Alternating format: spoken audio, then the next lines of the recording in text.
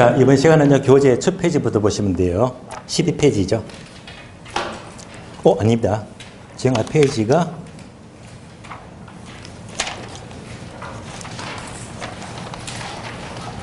맞네요. 12페이지.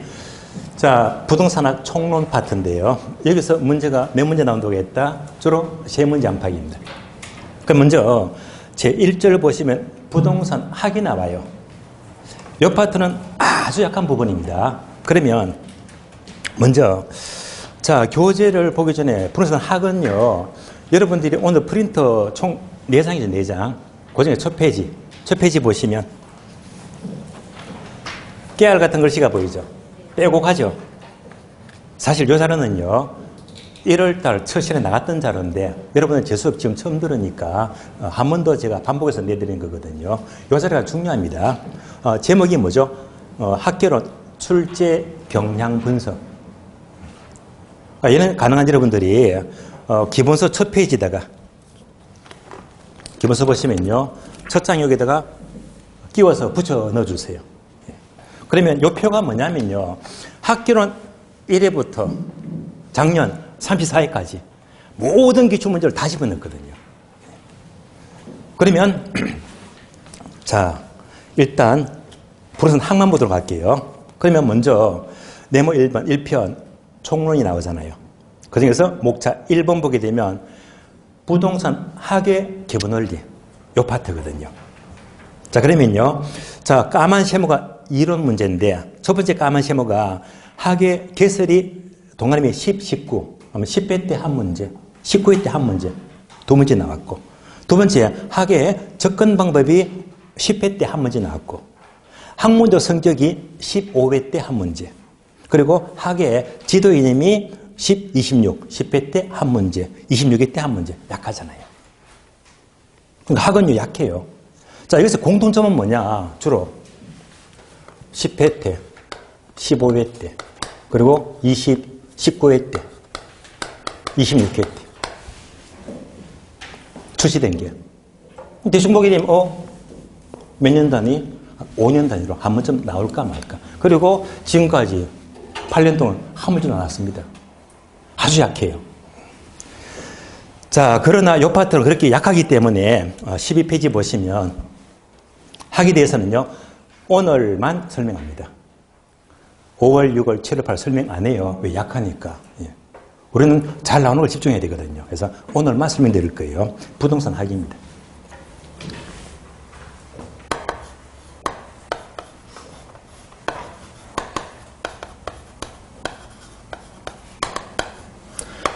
그럼 여러분들은 지금부터 프린터 넉 장인데, 오늘 프린터. 그 중에서 강의 노트를 찾아볼까요? 강의 노트.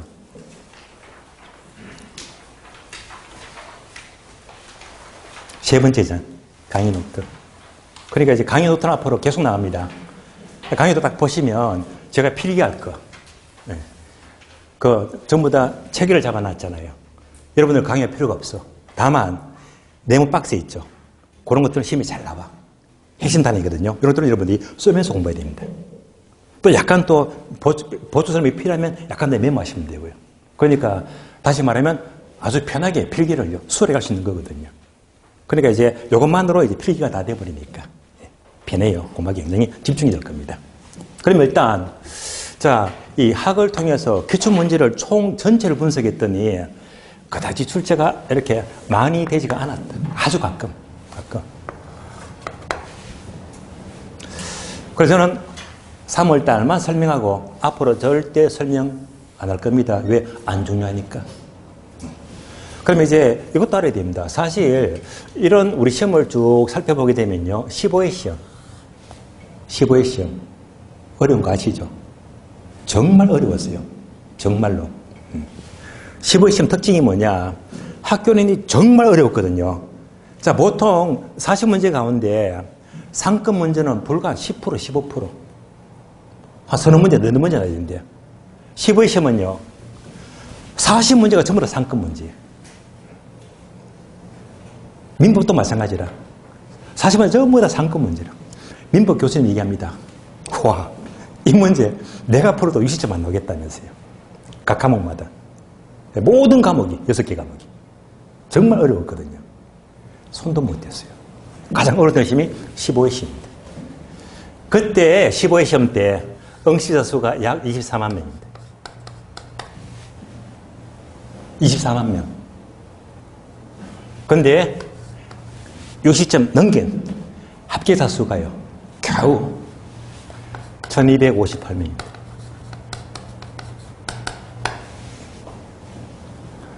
실감이 안 나죠. 그러면 24만 명 나누기 1258 하게 되면 약 200대 1입니다. 약 200명 가운데 한 명이 붙어. 그럼 실감 날 거예요. 그러니까 한 학원에 200명 빼고 가거든요. 그 중에 한 명 나오면 그때 시험이 20입니다. 200명이 어떻게 1등을 합니까? 말도 안 되는 시험이지. 그러니까 어느 학원마다 오전마다 합쳐본들 3, 400 잡아도 그 한 학원에서 한두 명 합격이었어. 이게 15회 시험 분위기입니다. 난리가 났어요. 그러니까 이거 너무 심해. 사실보다 더 어렵다고 소문났으니까요. 그래서 전국의 수험생들이 난리 났습니다. 이거 너무 심하다.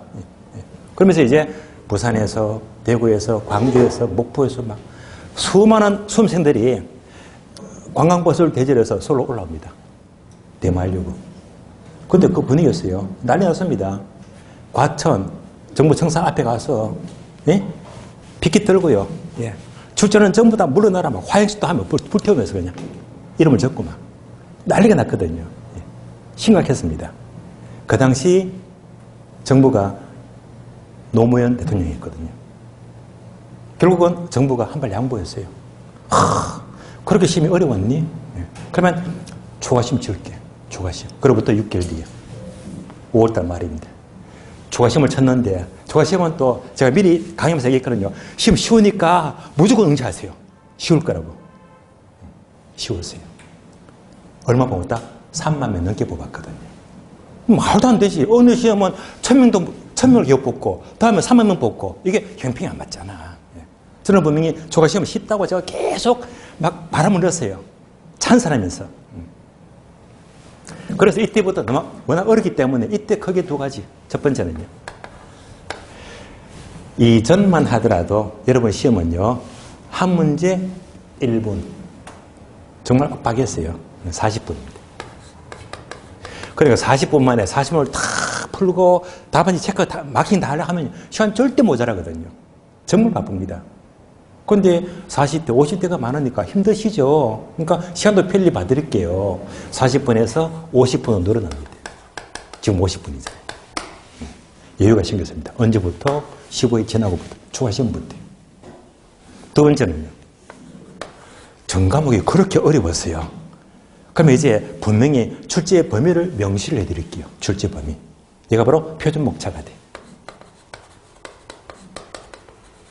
그 여러분들이 이제 중개사 시험 공고문 보시게 되면 모든 과목에 표준목차가 다 나와 있거든요. 여기서 몇 프로 내겠다면서요. 예를 제시합니다. 그러니까 표준목차에 없는 거는 출제가 어려워요. 그래서 이제 이렇게 달라지거든요. 그러면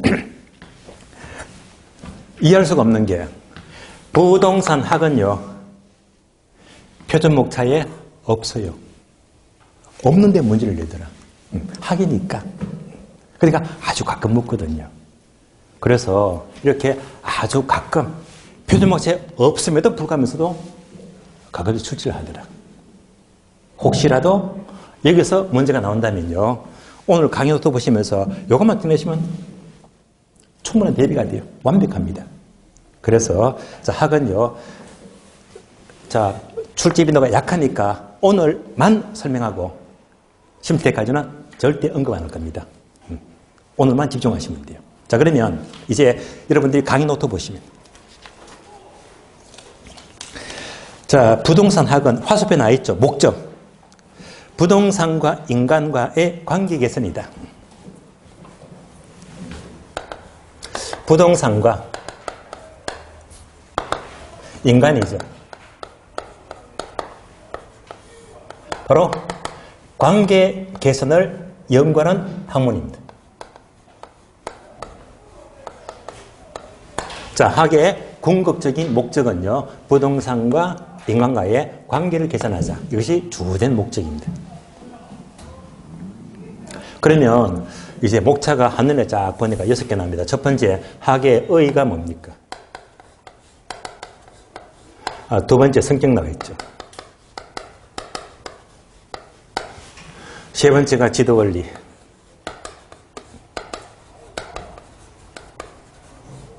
네 번째가 연구 대상.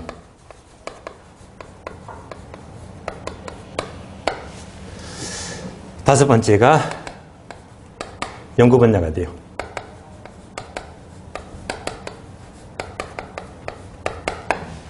마지막으로 학의 일반 원칙입니다.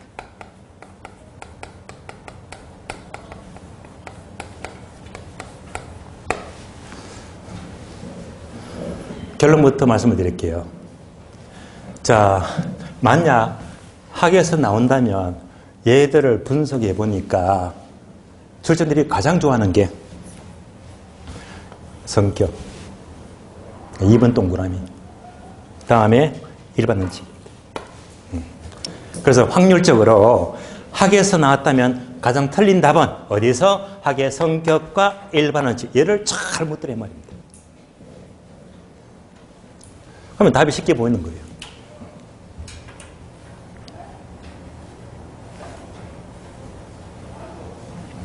그럼 먼저 학의 의부터 볼까요? 학의 의.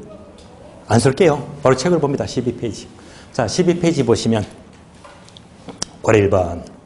학의 정의는 동그라미 1번, 2번, 3번, 4번에 있죠. 다 볼 필요가 없어요. 왜? 여러분 시험에 강하면 돼. 뭐만 집중하자? 1번만. 1번만. 부동산학은 밑줄 하세요. 부동산 활동의 능률화 원리 및 그 응용 기술을 개척하는 종합 응용과학이다. 밑줄. 얘가 가장 일반적입니다. 얘만 하시면 돼요.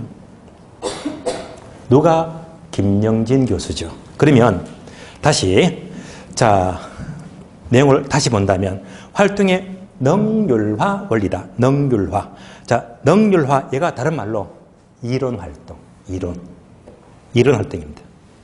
다음에 자, 그 응용 기술이 있죠. 응용 기술은요, 실무 활동입니다. 그러니까 이제 한눈에 보이잖아. 능률화 원리가 이론 활동이고 응용 기술은 실무 활동이다. 그러니까 결국 학은 이론 활동과 실무 활동을 모두 포함시키는 학문입니다. 이론과 실무를 모두 포함하는 종합 응용과학입니다. 자, 학이 정해보았습니다. 그래서 1번만 체크하시고 나머지는 쳐다보지도 마세요. 다음에 자, 의가 나왔으니까 그러면 우리는요 이렇게 봅니다. 부동산 학인데요. 먼저 부동산이 뭡니까? 강의 노트 보시면 돼요. 부동산 학에서 부동산은 네모되어 있죠. 네모. 자, 설명 공부해야 됩니다. 이 네모가 뭐지? 바로 복합 개념입니다. 복합 개념의 부동산입니다.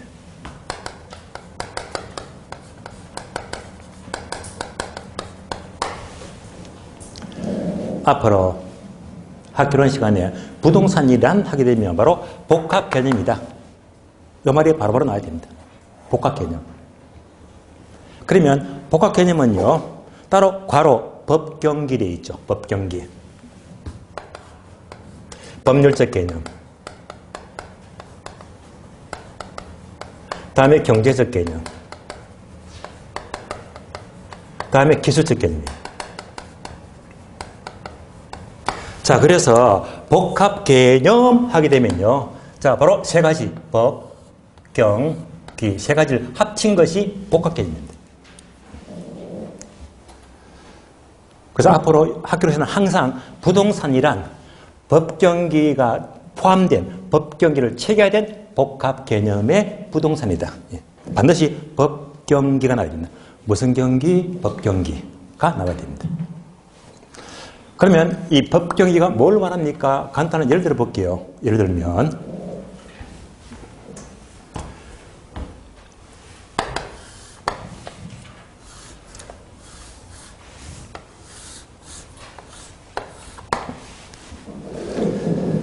4거리가 있어요.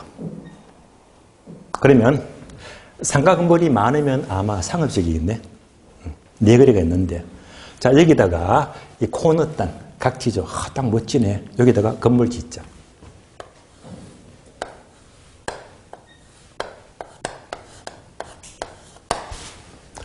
상업적이면 10층쯤 줄 수 있습니다. 이 건물을 짓기 위해서는 가장 먼저 뭡니까? 건축법. 건축법. 그래서 뭘 따진다? 공법. 공법상 어떤 용도 지역이냐? 예. 반드시 뭘 따져? 용도 지역.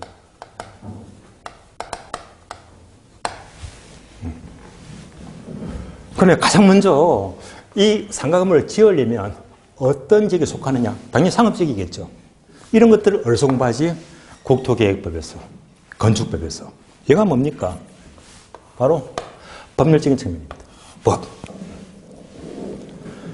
여러분들이 2차 과목 지역지구제를 공부하는 이 목적이 뭡니까? 일단 이럴 때 공부하셨잖아요. 그게 3가지. 용도지역만 나왔다면 첫 번째 건폐율이 얼마입니까? 그 다음에 몇 층 가능하지? 용적률. 그 다음에 건축할 수 있는 건축물, 없는 건축물. 건축물 따지잖아요. 항상 지역지구제, 용도지역은요, 건폐율, 용적률, 자, 지을 수 있는 건축물입니다. 예. 요거 따지는 겁니다. 여러분들이 나중에 실무하시면요, 어떤 물건이 어디 들어왔다. 예. 토지가 들어왔다 하게 되면 무조건 뭐, 토지경기 확인입니다. 그거 딱 출력하게 되면 무조건 뭐지?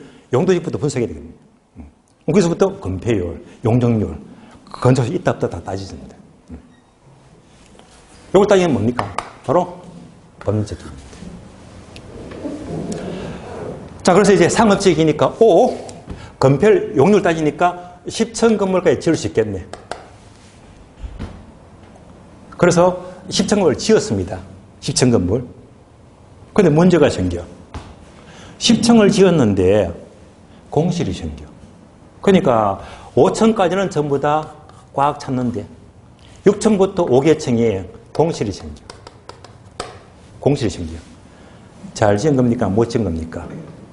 거의 망하는 수준입니다. 아시겠어요? 일단 건물을 최대한 올리게 되면 공실이 없어야 됩니다. 그럼 얘는 이제 문제가 있는 겁니다. 다른 말로 경제적 타성이 있다 없다? 없지. 반이 공실이니까. 얘가 뭡니까? 경제적인 측면입니다. 어떤 건물을 짓든지 거기가 만실이 돼야 되고, 다시 말하면 경제적 타당성이 있어야 됩니다. 그러니까 항상 자, 법을 따지고, 다음에 경제 타당성 여부를 따지게 되고, 다음에 기술적인 측면은 뭐냐? 지금 각지니까 코너니까 이 건물이 얼마나 좋아요. 그런데 여기다가 건물을 안 짓고 바로 옆에다가 이런 땅이 있대요. 땅이 안 좋죠. 입구가 좁아요. 그런데 여기 터가 넓잖아. 이런 땅이 바로 자료용 토지예요. 여기다가 똑같은 10층을 짓게 되면 이 건물은 또 망하는 겁니다. 얘가 뭐죠? 물리적인 측면이 나쁘단 말입니다. 그러니까 이제 이건 역시 충분히 고려됩니다. 그래서 항상 부동산이 되면 가장 먼저 법에 맞는지 공시를 써야 되겠다. 경제 타당성입니다. 땅의 위치가 좋아야 됩니다. 항상 학에서는 뭘 따져? 법, 경계를 모두 따진다. 합칭이 무슨 개념? 복합 개념의 부동산입니다. 여러분들이 이제 학교는 출발은 뭐지? 무조건 법, 경기가 나와야 됩니다. 그러면 여러분들이 생각하시기에는 법, 경기 중에서 저중에 뭐가 최고 중요할 것 같습니까? 법, 경기 중에서 힌트 세종대왕. 바로 세종대왕이 얼마짜리 집회했습니까? 바로 돈이죠. 돈. 학교는요 돈을 공부하는 겁니다. 돈을. 그러니까 법, 경기 중에서 뭐가 최고 중요해? 얘가 돼야 됩니다. 그래서 이제 이렇게 논리만 잡아버리면 옛날 기초문제 보세요. 부동산 개발도 법률적 타당성 분석, 경제적 타당성 분석, 기술적 타당성 분석이 있는데 그중에서 법률적 타당성 분석을 가장 중시한다? 틀렸지. 학교는 뭐가 중요해? 돈이 중요해요. 뭐 경제적 타당성이 가장 중요합니다. 그 경제로 공부하는 것이 뭡니까? 투자, 감정평가, 전부 다 경제 흐름이잖아요. 자, 그래서 이제 부동산은 복합 개념이다. 법경기. 그러니까 화살표 네모되어 있죠. 쓰면서 공부하자. 그래서 네모가 뭐지? 바로 종합응용과학입니다.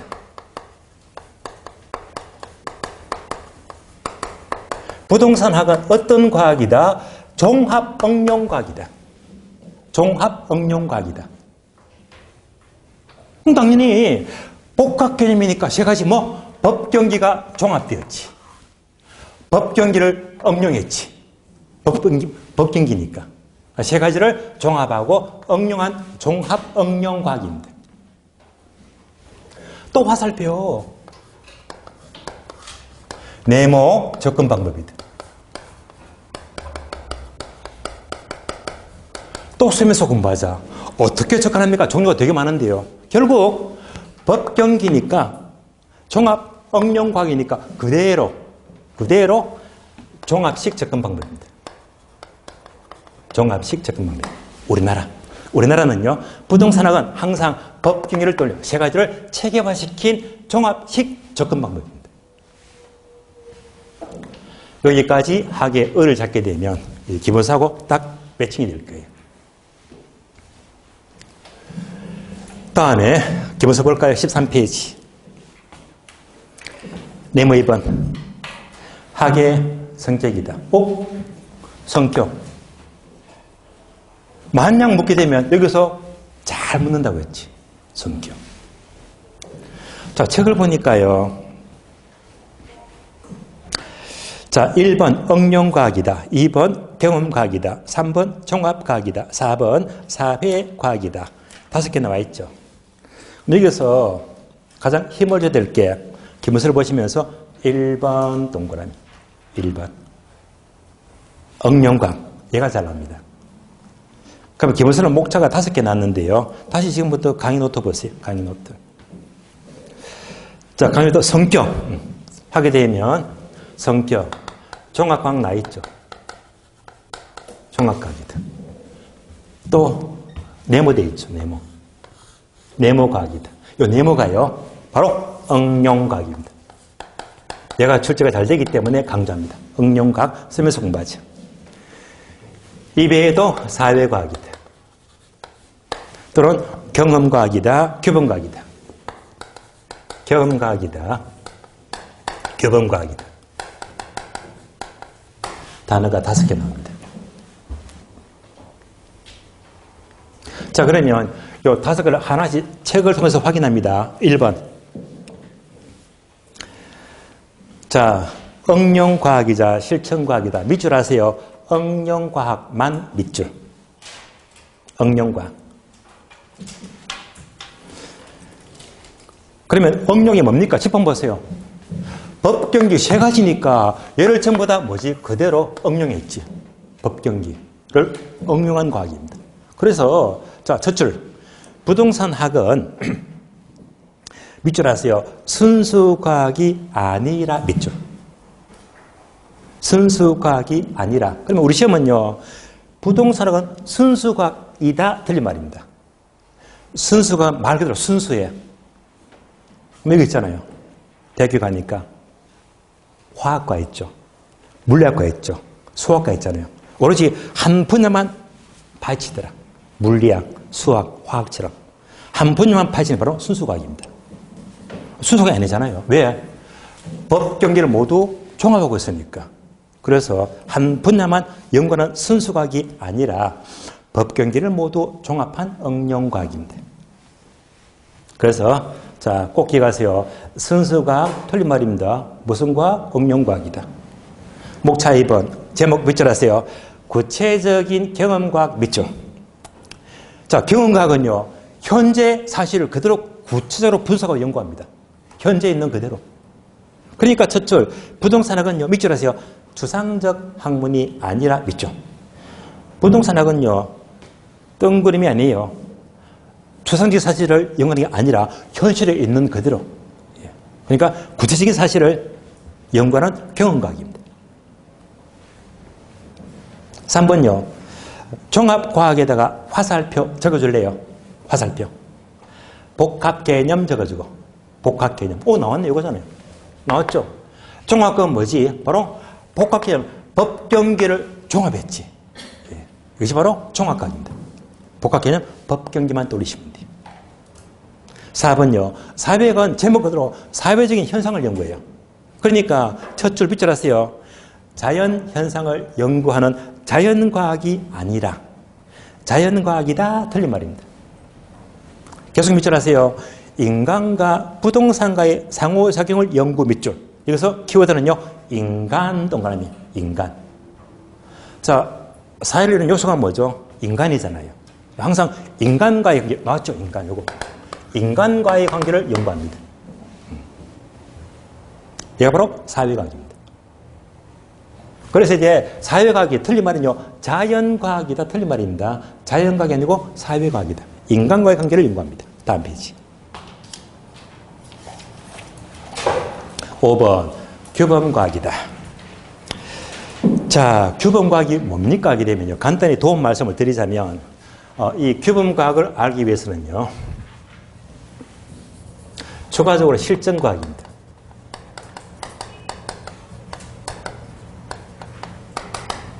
이 두 가지를 비교합니다. 실전과학과 규범과학이다. 그러면 먼저 실전과학이 뭡니까? 하게 되면 이 말 하시면 돼요. 얘는요. 바로 객관적인 인과관계예요. 객관적인 인과관계다.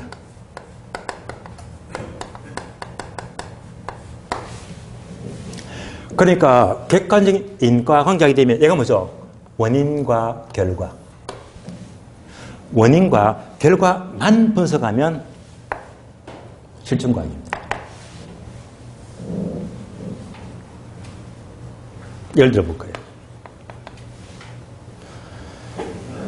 어느 지역에 정부가 3기 신도시 개발을 하겠대. 경기도 외곽지에다가. 그러면 신도시가 개발되면 당연하죠. 인구가 확 늘어나잖아.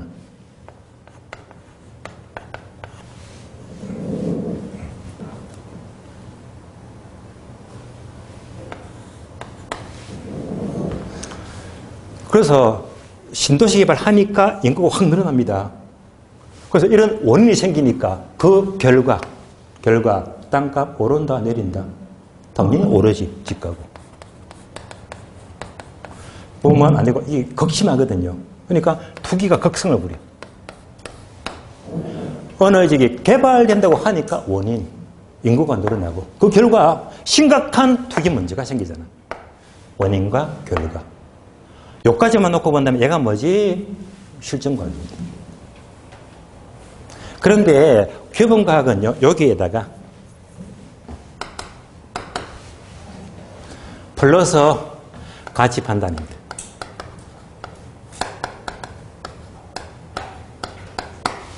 가치 판단이 개입됩니다. 다시 말하면요. 개선 방안입니다. 해결책입니다. 개선 방안입니다. 어떤 문제가 생겼다면 어떻게 해결할까? 가치 판단. 개입되면 규범과학입니다. 결국 신개발되니까 인구가 늘어나고 그 결과 투기가 극성을 부린대요. 투기를 잡아야 됩니다. 그럼 투기를 잡기 위해서 어떻게 합니까? 투기 수요를 억제해야 됩니다. 당연하지. 여기다가 어떻게 하죠? 세금을 많이 부담시키잖아요. 자, 이런 게 투기 수요를 억제하기 위해서 아주 무거운 세금을 부담시키죠. 그러니까 이제 얘가 줄어들겠네. 이건 뭡니까?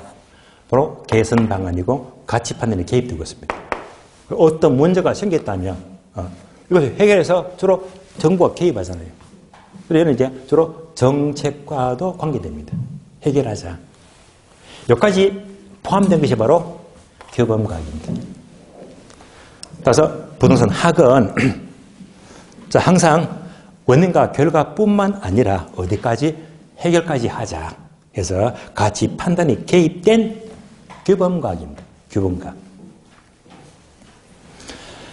자, 여기까지가 학예 성격입니다. 학예 성격이 나왔다면, 종합과학인의 뭐 법경기, 응용과학인의 법경기. 조심하세요. 항상 늘 묻는 게 순수과학이다. 얘만 자꾸 집어넣거든. 틀린 말입니다. 사회과학이다. 자연과학은 틀린 말이네. 그리고 자, 현실을 구체로 파악하더라. 경험과학이고. 그리고 가치 판단의 개입들은 규범과학입니다. 어려운 말이 없었습니다. 세 번째, 지도원리. 자, 우리 교재 보시면요. 교재. 14페이지. 네모 3번에 있죠.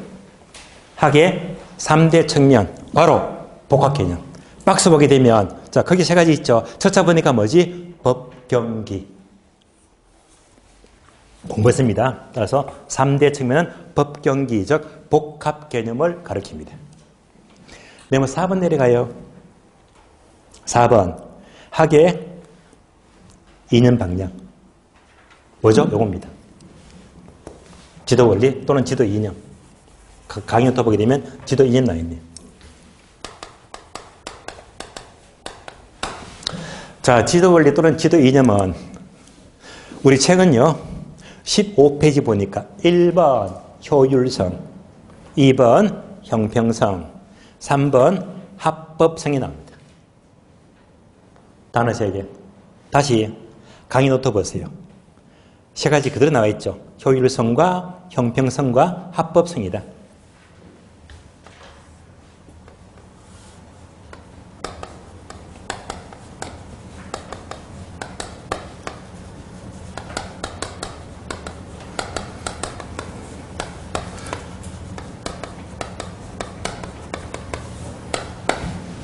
그러면 요거 두 개 묶어줄래요? 효율성과 형평성 묶어주세요. 자, 묶어주고 적어주세요. 어떻게? 묶어서 직가정책 2대 원리, 두 가지 원리. 출제가 되었어요. 부동산 정책 또는 직가정책의 2대 원리 하게 되면 효율성과 형평성으로 답을 하시면 돼요. 그래서 과거 9회 때 출제됐습니다. 다음 중에서 직가정책의 2대 원리는 1번, 2번, 3번, 4번, 정답 4번 효율성과 형평성 이게 출제됐습니다. 그럼 이제 강의도 보시면 주로 효율성은 주로 민간 부분이더라. 민간 부분. 민간 부분과 관계되고요. 형평성은 주로 공공 부분이죠. 그러면서 자, 하나씩 봅니다. 효율성은 제목 그대로 자원의 효율적 배분입니다. 효율적 배분이다. 이렇게 메모되어 있고요. 다음에 형평성은요. 효율적 배분이 아니라 자원의 공평한 배분이다. 공평한 배분 이렇게 나옵니다.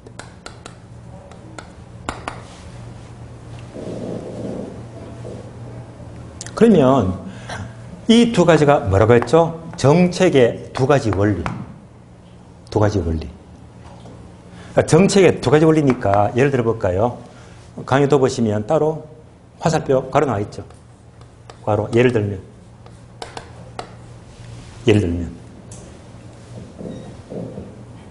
그러면 효율성에 반영된 대표적인 정책이 뭐냐? 바로 설명서 공부해야 됩니다. 대표적으로 용도 지역지구제다. 지역지구제는 어디에서? 여러분들 공법에서, 국토계획법에서 용도 지역지구 공부합니다. 그러니까 주거지역, 상업지역, 용도 지역마다 가장 효율적으로 이용하기 위해서 규제 능력을 공부합니다. 그러니까 용도 지역지구제가 바로 효율성을 달성하기 위한 정책으로 보시면 돼요. 다음에 형평성하게 되면 자원의 공평한 배분인데, 자, 이런 대표적인 예가 뭘까? 또 예. 가장 대표적인 예가 바로 조세 정책입니다. 조세 정책입니다.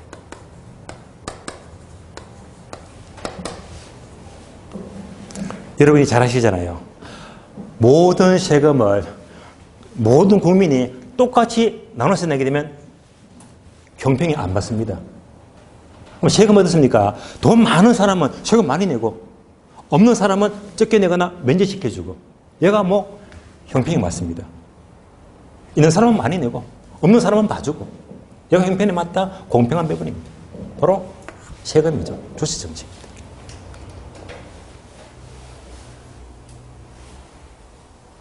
따라서 이 두 가지를 목적으로 하는 것이 바로 부동산 정책의 두 가지 원리인데요. 정책은 항상 국회에서 법을 만들잖아요. 입법. 그러니까 뭡니까? 이 두 가지는 반드시 어떻게 되겠지? 이렇게. 이렇게. 법에 적합해야 된다. 합법성. 법률의 근거. 법에 적합해야 된다. 그래서 이 세 가지가 바로 학의 일반적인 지도 이념 세 가지가 됩니다. 유의할 점은요, 요거. 효율성과 형평성은 이렇게 보시면 돼요. 요 화살표가 뭘 말하죠? 반대. 반대 관계. 다른 말로 상충 관계, 반대 관계. 그러니까 효율성을 강조하면 형평이 무시됩니다. 형평성을 강조하면요, 효율성이 무시되거든요. 그래서 이 두 가지는 상극이죠. 어느 한쪽을 강조하면 어느 한쪽이 무시가 되어야 됩니다.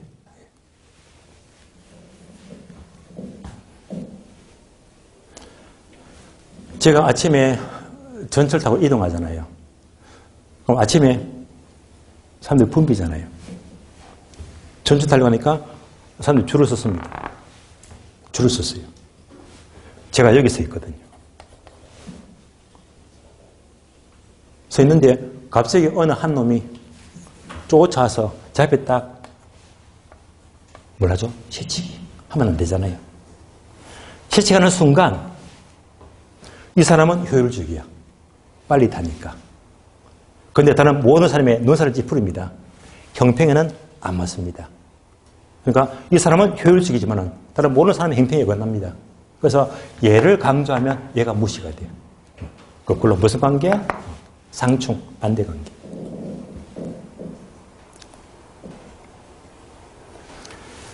자, 그래서 효율성과 형평성, 합법성 이 세 가지가 바로 학의 일반적인 지도인입니다. 라고 보시면 돼요. 여기까지가 교재 14페이지부터 15페이지까지의 설명입니다. 다음 페이지 넘어가요. 다음 페이지 보시면요. 네모 5번. 학의 이념. 바로 복합 개념은 1번, 2번, 3번. 첫자 그대로 보니까 뭐지? 법, 경기. 자꾸 반복되네요. 바로 복합 개념입니다. 펴세요. 6번. 학의 연구 분야와 연구 대상. 오, 나왔네요. 연구 분야와 연구 대상. 연구 분야와 연구 대상은 조금 달라요. 연구 대상과 연구 분야입니다.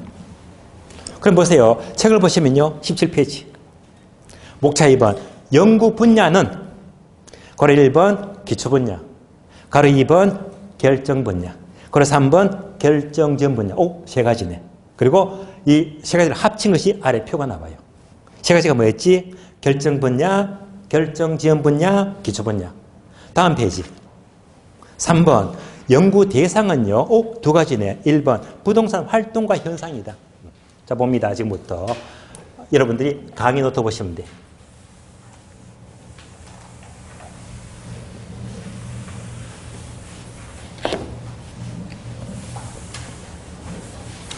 자, 이렇게 나왔네. 연구 대상과 연구 분야. 그러면 연구 대상은 크게 두 가지네. 강의 노트에서. 바로 부동산 활동과 현상입니다. 부동산 활동과 부동산 현상이다. 다음에 연구 분야는 세 가지인데요. 먼저 결정 분야. 다음에 결정 지원 분야.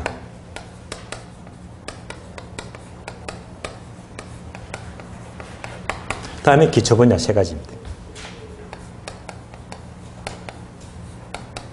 어쩌면요, 내가 막 헷갈려. 아니, 대상은 2가지인데 분야가 3가지더라. 너무 헷갈리지 마시고요. 다만 요 2개 차이점이 좀 뿌리가 달라요. 다시 말하면 연구 대상 하게 되면은요, 주로 1번 쪽, 1번 이론. 1번에 가면요, 1번은 학은 2가지가 뭐지? 바로 활동과 현상으로 학을 전개합니다. 1번 이론은 전부 다 이 2가지를 풀어서 설명하고 있습니다. 그럼 얘는 뭐지? 분야는 3가지인데요. 얘는 뭘 말한다? 일본이 아니고 미국입니다. 미국적 이론은요, 이렇게 보지 않고 2가지로. 항상 3가지. 결정 분야, 지원 분야, 기초 분야. 3가지로 구분합니다. 우리나라는요, 둘 다 쓰거든, 둘 다. 둘 다 써요. 그래서, 연구 대상 2가지는 일본적 이론. 연구 분야 3가지는 미국적 이론이다. 우리나라는 둘 다 쓰고 있다, 둘 다. 그럼 우리나라 지금 2024년이죠. 그러니까 이제 2000년 이전에, 옛날에는요, 1970년대, 80년대 그때만 하더라도 주로 일본 이론을 많이 썼고. 그러니까 이제 2000년대 접어들면서 최근에는 미국 쪽이 또 활발하거든요. 옛날에는 얘를 쓰다가 지금은 둘 다 쓰고 있습니다. 둘 다. 둘 다 쓰고 있어요. 둘 다 알자. 자, 그래서 일본적 이론, 활동과 현상이 뭡니까? 그래서 얘는요, 굳이 깊이 있게 알 필요가 없습니다. 활동은요, 그 주체가 누구다? 인간, 사람, 인간입니다. 이렇게 넘어갑니다. 부동산.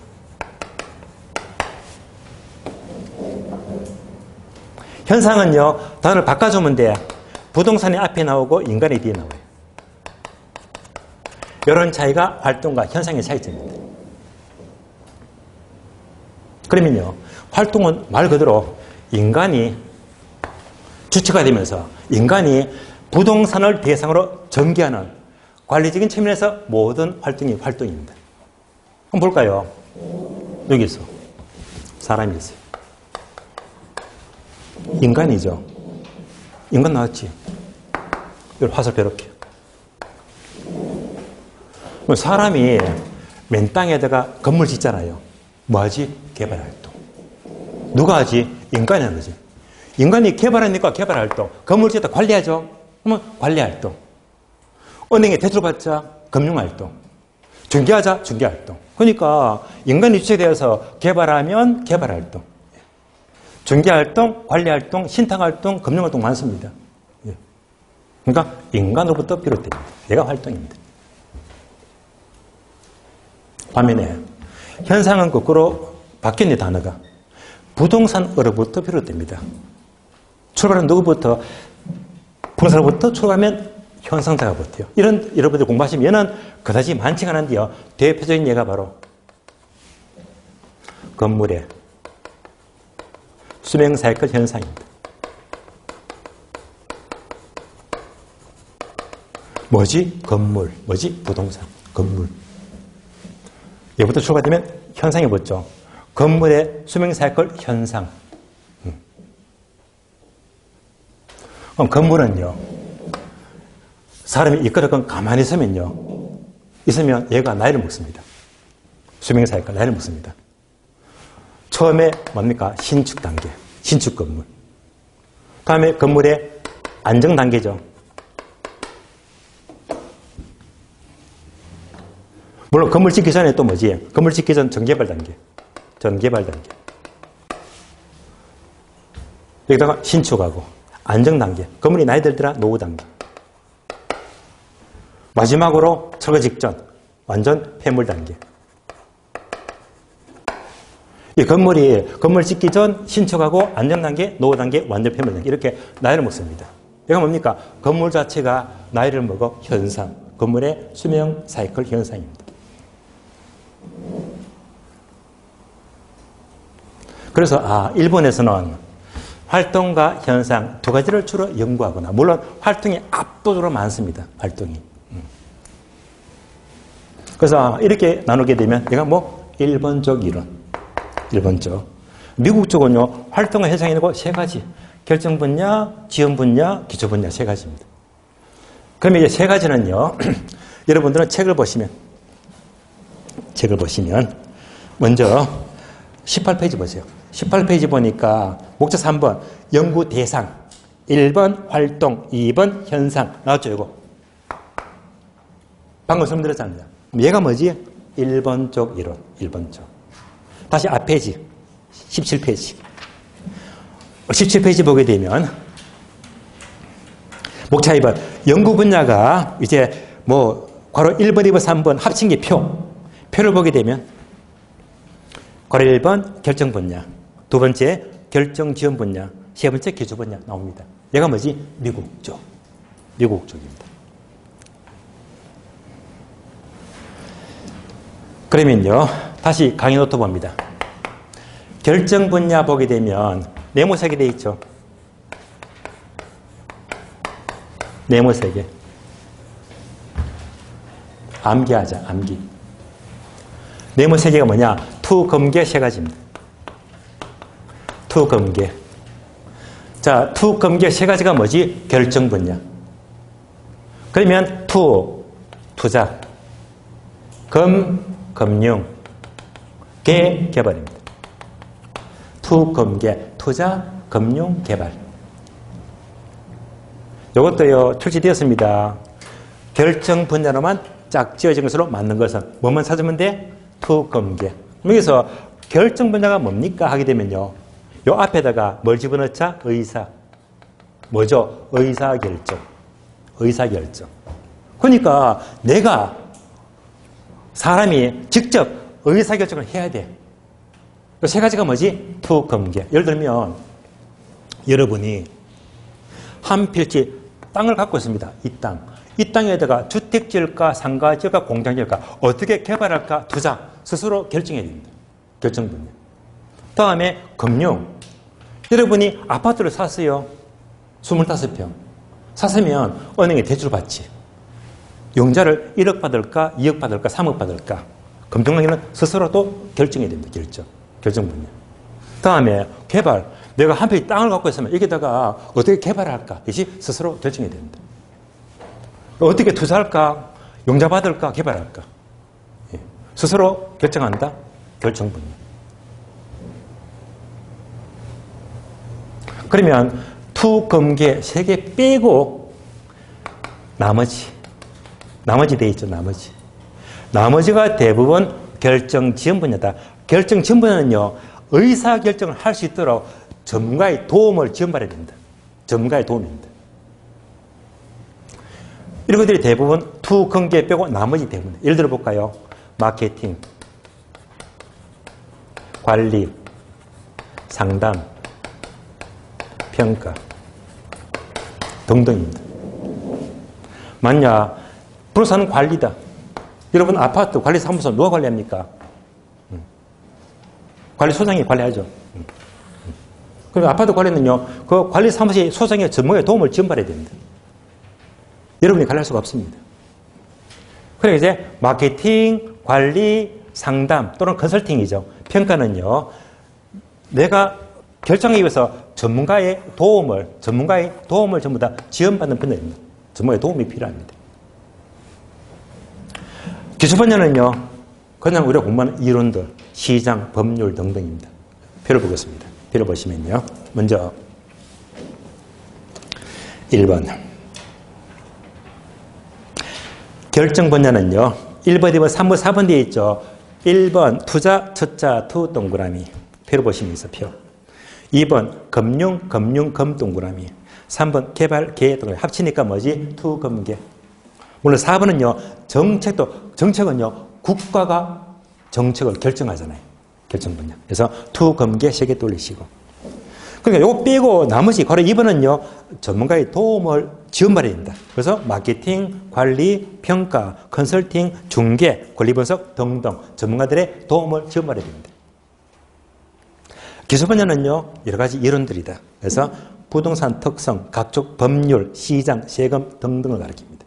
구분되시겠죠? 그래서 결론. 자, 얘만 하면 되겠네. 우리 시험은 왜? 얘가 출제됐으니까. 다음 중 결정 분야로만 짝 지어진 것 뭘 찾으면 돼? 투, 검계. 투검계. 다음 페이지 봅니다. 자, 3번 연구 대상은 1번 쪽 이론이다. 활동과 현상 두 가지였고요. 그 다음에 네모 7번.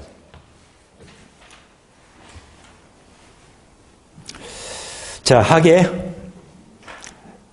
7번 접근 방법이 있죠. 접근 방법.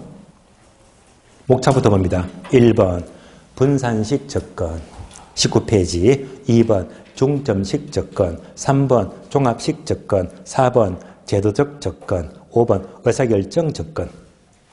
많잖아요. 많으니까 조금 신경 쓰이잖아요. 7번 봅니다. 복합개념이다. 뭐? 법, 경기. 무슨 과학? 종합, 응용과학. 무슨 접근? 종합식 접근. 나왔잖아. 그래서 책을 봅니다. 19페이지 보시면서 목차가 많은데 3번만 밑줄. 눈이 들어오죠. 종합식 접근 방법. 우리나라입니다. 그래서 우리나라는 복합 개념이니까 종합식 접근 방법은 1번, 2번, 3번이 있죠. 뭘 돌려? 법경기. 그래서 또 1번 보게 되면요. 세 번째 줄을 밑줄 하세요. 부동산의 법률적, 경제적, 기술적 법경기 나왔네요. 등의 복합 개념으로 이해한다. 밑줄. 3번도 밑줄 하세요. 우리나라 부동산 학을 단기간에 통일화, 정착화시키는 데 기여. 우리나라에서는 이를 통해서 학을 정착, 체계화시켰거든요. 무슨 접근? 종합식 접근. 그럼 이제 3번 단어 또 올렸잖아요. 나머지는 어떻게 할까? 나머지 1번, 2번, 4번, 5번. 나머지요. 쳐다보지도 마세요. 예, 안 나오니까. 다 버리시고 뭐만 떠올려? 종합식 접근. 다음 페이지.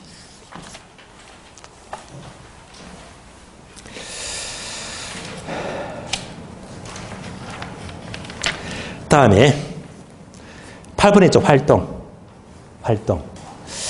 자, 활동 보시면요. 얘는요, 활동. 이거네요. 1번은 연구 대상이 두 가지인데 활동과 현상이다. 1번 쪽입니다. 그런데 지금 20페이지 보게 되면 활동이 나오면서 설명이 되게 많습니다. 많은데 다 볼 필요는 없습니다. 여러분들은요, 자, 어떻게 요령과 공부하지? 오른쪽 페이지 보시면서 4번만 동그라미, 4번만 눈에 힘을 주세요. 4번이 뭐죠? 한국 표준산업 분류, 부산업의 분류, 4번만 동그라미. 그래서 얘가 출제가 되고 하거든. 얘가 책을 시험은요, 자, 31회, 거슬러 내려가면요, 28회, 24회 해서 간간히 출제가 되고 있습니다. 그래서 우리 시험은요, 자, 4번만 잘 묻거든요. 한국 표준산업 분류상 업의 분리에 속하지 않는 것은. 그래서 박스 단어 있잖아요. 요거 아닌 걸 집어넣거든. 그래서 표만 볼 줄 알면 됩니다. 간단히 확인할게요. 표를 보시면요. 가장 크게 부동산 업이 나옵니다. 다음에 소분류 보게 되면 두 개 나눠졌죠. 부동산 임대와 공급업. 내려가서 관련 서비스업. 자, 단어 숙지합니다. 자, 두 가지인데 뭐지? 임대 및 공급업. 내려가서 관련 서비스업. 이렇게 구분되고요. 다시 임대 및 공급업은요. 또 나눠지죠. 세 분류 보게 되면요. 임대 및 공급업은요. 첫 번째가 부동산 임대업. 임대 동그라미. 임대 동그라미. 내려가니까 두 번째 칸 개발 및 공급업이다. 개발 동그라미. 공급 동그라미. 아, 이렇게 구분되구나. 다시 내려가서 부동산 관련 서비스업은요. 또 두 가지죠. 첫 번째가 관리업이다. 관리 동그라미. 내려가서 중개 자문 감정 현금이다. 중개 동그라미. 그리고 중개 및 감정 평가비다. 감정 평가 동그라미. 아, 이렇게 세 번 되는구나 하면서 눈도장을 찍으시면 됩니다. 다시 올라갑니다.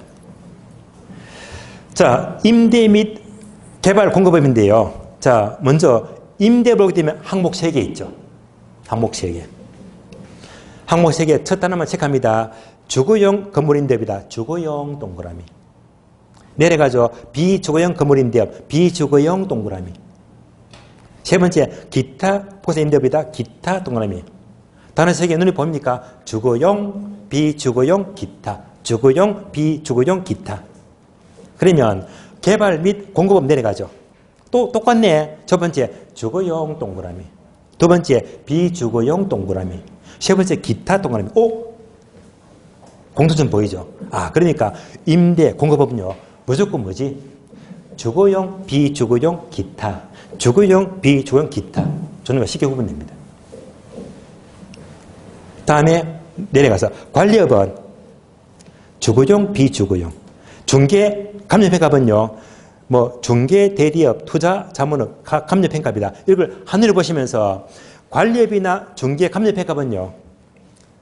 기타가 들어간다, 안 들어간다. 기타가 없죠. 그러니까 각각 요거 적어주세요. 기타 X. 기타가 안 들어가요. 앞에서 임대비나 개발 공급은요. 주거용, 비주거용, 기타.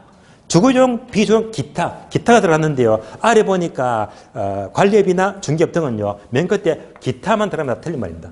기타업은 없습니다. 기타가 없다. 이게 이제 크게 구분하시고요. 요 표를 보시면서 표 밑에 참고표 한 줄이 있죠. 요걸 모두 밑줄입니다. 얘들이 출제되고 있습니다. 자, 표에 속하지 않는 것은 부동산 투자 및 금융업 H되어 있잖아. 금융 동그라미. 금융 단어는 없습니다.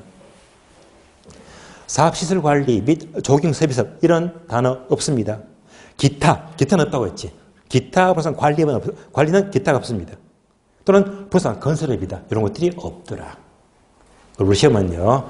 자, 일단 이 표를 보시면서 여기에 속하지 않는 것은 그래서 X를 다 밑줄에 했죠. 이런 부분들이 출제가 되어 왔습니다. 그동안 몇 번 나왔다? 최근 시험 한 3번 나왔거든요. 그래서 이 표를 보시면서 없는 것 가려내기 점은 조금 더 신경 쓰시고요. 그러면 이제 나머지는 활동 보지 마세요. 4번 표준사를 분리만 보시고 활동은 다음 페이지 보게 되면 22페이지, 3페이지 그냥 제가 보기에는 안 읽는 게 여러분들 합격에 도움될 겁니다. 활동은 다 건너뛰고 뭐만 보자? 표만 보자. 표만 보시면 돼요.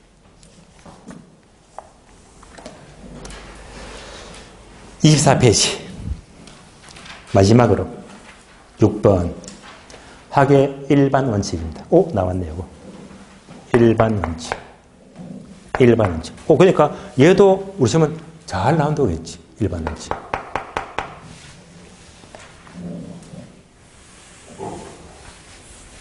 책부터 볼까요? 자, 책을 보시면 24페이지입니다. 일반 원칙은 1번, 2번, 3번, 4번 네 가지인데요. 1번 능률성 첫자 능 동그라미. 그리고 2번 안전성 안 동그라미. 3번 경제성 경 동그라미. 4번 공정성 공 동그라미. 합쳐서 같이 읽어볼까요? 능, 안, 경, 공. 한 번 더. 능, 안, 경, 공. 나왔죠? 반복합니다. 능, 안, 경, 공 네 가지잖아. 보통은 세 가지가 많아. 능, 안, 경. 네 번째가 뭡니까? 공정성. 그러니까 능, 안, 경, 공인데 능, 안, 경 세 가지가 쉽게 말하면 통설. 많은 학자들이 인정하고 있는데 4번 있죠. 공정성은요. 우리나라 학자 가운데 방경식 교수가 계시거든요. 그분만의 추가된 소수 입장입니다. 그래서 보통은 세 가지가 능, 안, 경인데 공정성까지도 추가하는 학자가 있다고 하더라. 이렇게 보시면 돼요. 그래서 능, 안, 경 또는 능, 안, 경, 공 네 가지인데요. 하나씩 봅니다. 자, 그러면 강의 노트 볼까요? 강의 노트. 6번 일반 원칙 네모되어 있죠. 이제 뭘 써야 될지 아시겠죠? 안개 있잖아. 능률성, 안전성, 경제성, 공정성. 능, 안, 경. 강의 노트. 그러면 능, 안, 경 세 가지가 뭐지? 다수의 입장이고 공정성은 특정 소수 입장입니다. 능, 안, 경, 공. 자, 얘가 잘 나온다고 해서요. 어떻게 출제되느냐. 자, 출제 패턴. 어떻게 보냐면요. 여러분들 책을 보시면 능률성이란 자, 무엇입니다. 설명이 나옵니다. 안전성은 뭘 말해요. 설명이 개념이 나오잖아요. 설명 나오죠? 우리 시험은요, 이렇게 설명하면서 이것을 안전성이라 한다. 바꿔서 물어. 아시겠죠? 그러면 틀린 말이야. 이렇게 물으면서 얘가 능률성이다. 바꿔서 묻거든. 되시겠어요? 요것만 조심하시면 돼요. 요거 물으면서 능률성 또 틀렸지. 그래서 설명 보고 얘를 바꿔서 묻거든. 요것밖에 없어. 1번부터 봅니다. 능률성은 1번 기계화 밑줄. 기계화. 자, 예를 들어 볼까요? 능률성. 업무가 능률적이다. 사람이 펜으로 글씨를 쓸 수가 있습니다. 펜으로 글씨를 안 쓰고 노트북, 컴퓨터로 워드를 쳐요. 얼마나 능률적입니까? 왜? 기기를 사용하니까.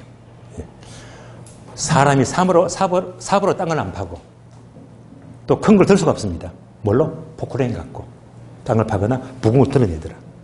얼마나 능률적입니까? 기계화. 그러면 능률성에다가 책에다가 여러분들은 메모를 좀 해주세요. 메모. 여기다가 메모합니다.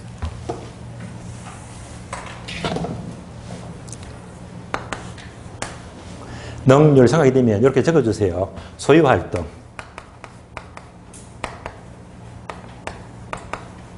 그리고 거래활동입니다.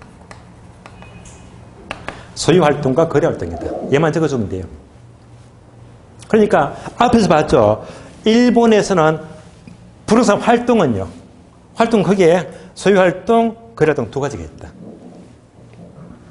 소유활동은요. 사용가치를 중시합니다.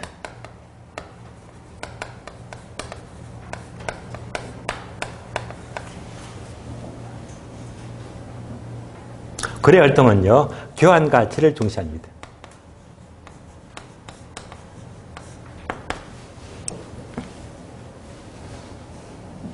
그럼 보세요. 소유활동은 내가 땅을 갖고 있잖아. 건물을 갖고 있습니다. 내가 땅을 소유하고 있다면, 건물을 소유하고 있다면 어떻게 가장 효과적으로 사용할까? 내 거니까. 무슨 가치? 사용가치. 반면에 거래활동은요. 얘가 뭡니까? 사고 파는 거지. 사고 팔잖아요. 무슨 가치를? 교환가치. 얘를 주고받는 게 바로 거래활동입니다. 그러면 이제 이렇게 보시면서 이때 그 기준은 뭐냐? 바로 최유효상입니다.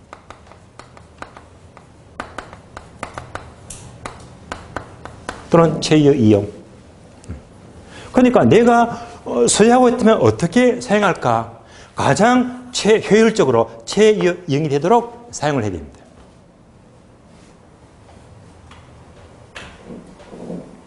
거래활동은요.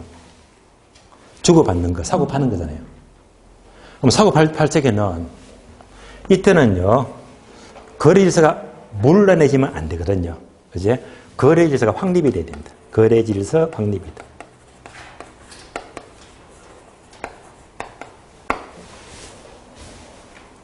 이렇게 연결하시면 돼요. 그러면 잘 보세요. 소유활동은 사용가치를 중시하는데 이때 기준은 바로 최유용이 기준이 된다. 네. 이것을 가리켜서 안전성이 원칙이다. 틀렸죠. 무슨 원칙? 능률성. 우리 시험은요. 이런 질문하면서 이것을 안전성이라 한다. 바꿔서 보니까 X 틀렸지. 항상 바꿔서 묻거든요. 되시겠죠? 여기까지. 다음에 괄호 2번 안전성 원칙은요. 안전성. 말 그대로 안전하게 하자. 그래서 동그라미 3번 보시면 3번. 3번을 밑줄 하세요. 능률성과 안전성은 상호 견제관계 밑줄. 쉬운 말로 반비례 관계죠. 그럼 얘는 뭘 말하느냐? 뭘 말하느냐? 자, 가볍게 그림으로 봅니다. 그림으로. 자, 능률성과 안전성은 무슨 관계? 이런 관계, 반비례 관계. 예를요, 그림으로 보자, 그림으로. 그래프. 세로축은 능률성. 가로축은 안전성입니다. 결론. 얘가 돼요. 능률성과 안전성은 이런 그래프입니다. 얘가 뭐냐면요. 이렇게 보시면 돼요. 너무 능률성이 강조되면 안전이 적잖아. 안전이 무시가 돼요. 거꾸로 또 이렇게. 너무 안전하면요, 능률이 무시가 되거든요.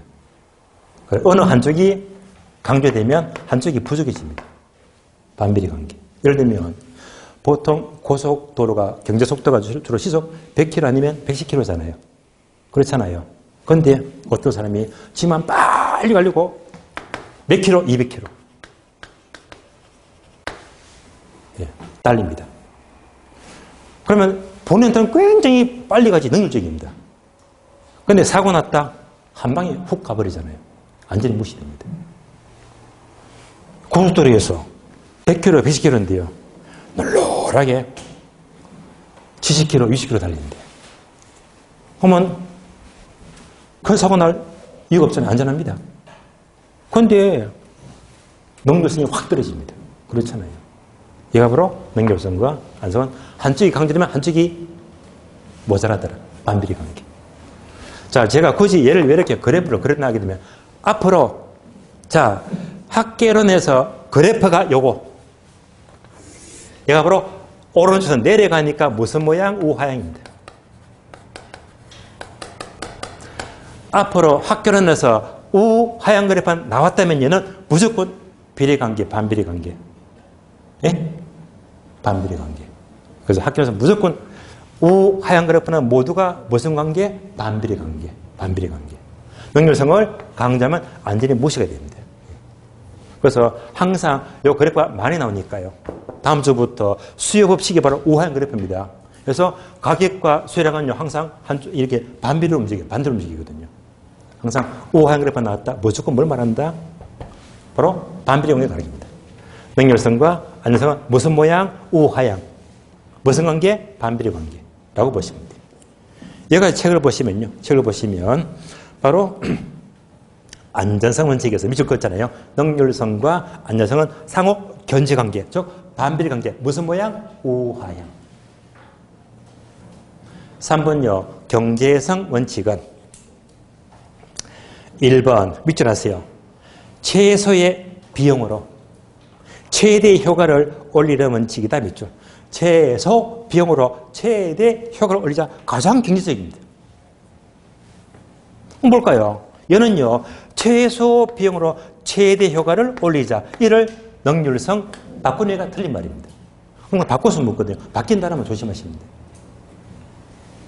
4번요. 공정성의 원칙은요, 얘는 쉽게 말하면요, 공정하게 하자. 쉽게 말하면요, 중립을 지키자. 중립을 지키자. 중립을 지키자. 그러면 예를 들면 여러분이 중개활동을 합니다. 중개활동은요, 매도자 매수 간에 어느 한쪽이 치우치면 곤란합니다. 그렇잖아요. 그럼 공정이 안 맞습니다.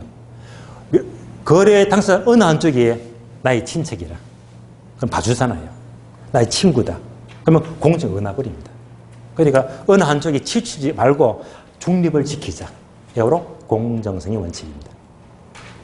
자, 여기까지 봤는데요. 그러면 일반 원칙은 주로 세 가지가 뭐라고 했지? 능안경. 능안경. 한 개 더 추가하면요, 공정성이다. 능안경, 공, 네 가지입니다. 네 가지. 여기까지 보시면 돼요. 자, 첫 시간은요, 두 번째 시간은요, 학에 대해서 흐름을 전부 다 보았고, 특히 우리 시험은요, 뭘 많이 묻더라? 성적이나 일반 원칙입니다. 여기서 묻더라. 문제 풀고 시겠습니다. 오늘 프린터 보세요. 지문 약간 확인합니다. 자, 기출문제 확인학습 찾았으니까 몇 번째 장이죠? 두 번째 장. 자, 지금 기출문제 확인학습 요 프린트 있죠, 그죠? 얘는요, 매주마다 하나씩 나갑니다. 얘는요, 가장 출제가 잘 되는 것들, 중요한 거, 제가 지문으로 제가 따로 편집해가지고 내어드리기 때문에 아주 도움될 겁니다. 그러면 오늘 지문이 총 17번까지 나오는데요. 1번부터 4번까지가 이거예요. 1번, 4번까지. 1번 봅니다. 자, 1번은요. 부동산 학은 활동의 능률화 원리 및 그 응용기술 개척하는 바로 무슨 과학? 종합 응용과학. 종합 응용과학으로 정의된다. 우리나라 학 이론을 단기간에 통일적으로 정착시키는데 가장 크게 기여한 것은 무슨 접근 방법? 종합식 접근 방법. 나오네요. 종합 응용과학, 종합식 접근입니다. 공부했고 10회 때 나왔습니다. 2번 부르산학은 토지와 건물을 대상으로 탐구하는 점에서 지구의 기본 원리를 탐구하는 물리학이나 지구와 같은 순수과학이다. 아니지. 순수과학이 아니고 응용과학이죠. 응용과학. 그리고 물리학이나 지구과학보다는 뭐지? 법경기. 그래서 법경기와 같은 응용과학입니다. 법경기를 분석하는 응용과학입니다. X. 19회 때 나왔고요. 3번. 부르산 활동은 결정 분야와 결정 지문으로 나눌 수 있는데, 오 하면 결정 분야가 뭐라고 했지? 투검계. 투검계. 따라서 부르산 개발과 투자는 투검계 나왔네요. 부르산의 무슨 분야? 결정 분야. 결정 분야에 속한다. 결정 분야. 4번요. 학의 일반 원칙은 뭐지? 능안경공. 능안경공 중에서 소유활동에서 최유형을 지도를 삼고 있는 것은 능안경 중에서 어디 속한다? 능률성. 능률성에 속한다. 26회 때 출제가 되었습니다. 여기까지 문제, 기출문제 확인했습니다. 자, 쉬었다가 부동산 개념 넘어갈게요. 쉬겠습니다.